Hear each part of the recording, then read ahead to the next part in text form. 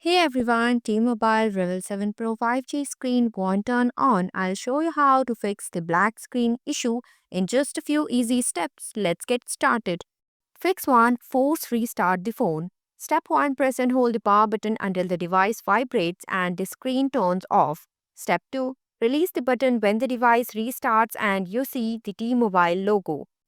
Fix 2. Charge the device. Step 1. Connect your Revel 7 Pro 5G to its original charger and plug it into a power outlet. Step 2. Allow it to charge for at least 30 minutes. Step 3. After charging, attempt to turn on the device by pressing the power button. Fix 3. Check for physical damage. Inspect your device for any signs of physical damage such as cracks or dents.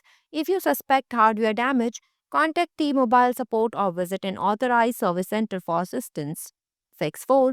Boot into safe mode. Step 1. Press and hold the power button until the power options menu appear. Step 2. Press and hold the power off option until a prompt to enter safe mode appears. Step 3.